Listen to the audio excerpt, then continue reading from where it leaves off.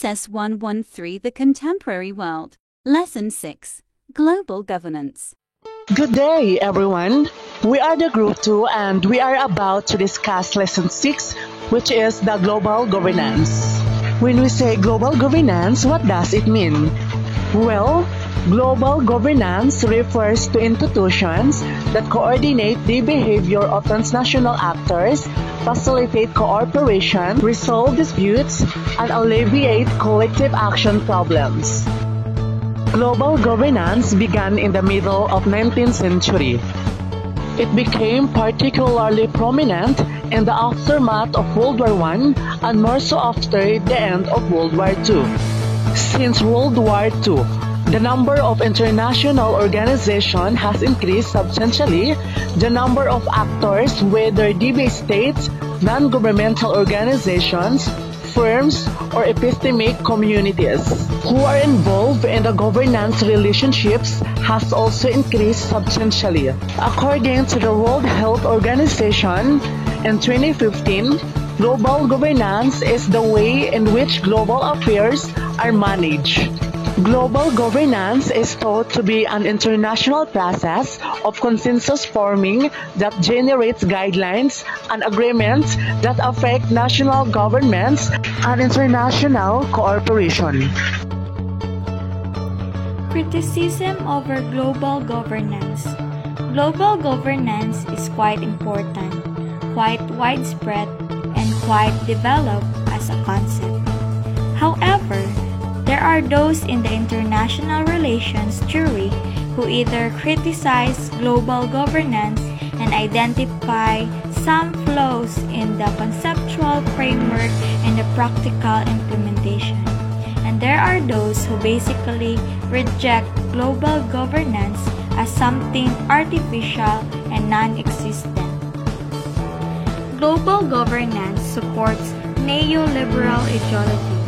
It is contemporarily used to refer to market-oriented reform policies such as eliminating price controls, deregulating capital markets, lowering trade barriers, and reducing, especially through privatization and austerity, state influence in the economy of globalization and reduce the role of the state to that of an adjusting body of the implementation of international policies. They are criticized as being institutionally weak, fragmented, lacking in standing, and providing non-optimal environmental protection. It has been stated that the current decentralized, poorly funded, and strictly intergovernmental regimen for global environmental issues is substandard.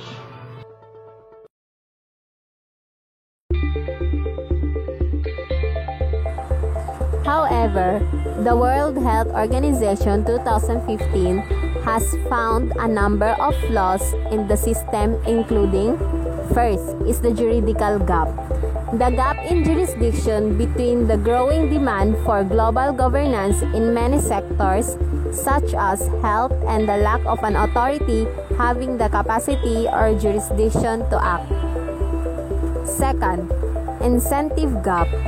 The incentive gap is the difference between the need for international cooperation and the desire to participate in it.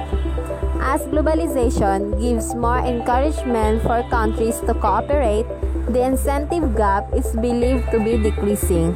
However, there are concerns that as Africa's economy deteriorates, so will its impact on global governance process.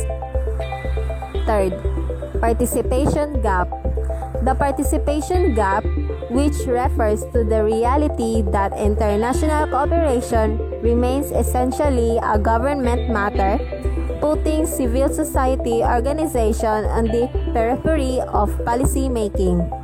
The emergence of global civil society movements, on the other hand, is aided by communication globalization.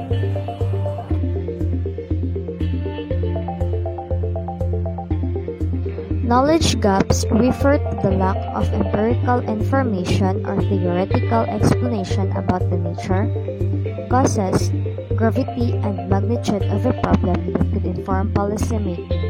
It is the nature of the problems and also the extent and intensity of global challenge.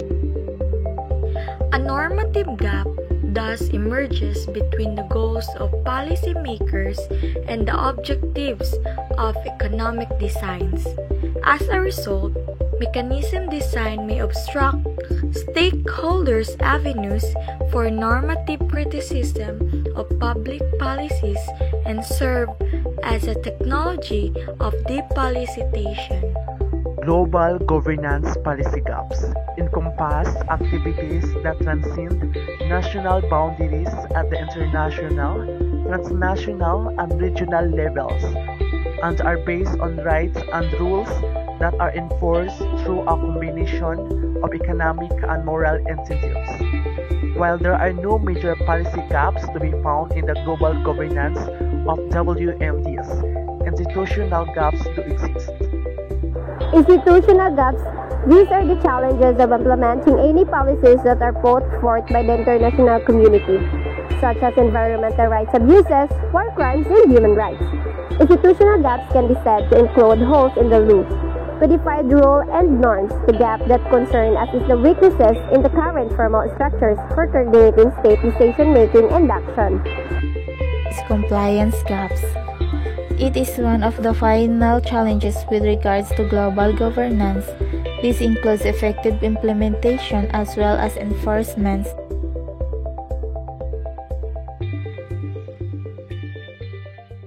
Thank you for watching.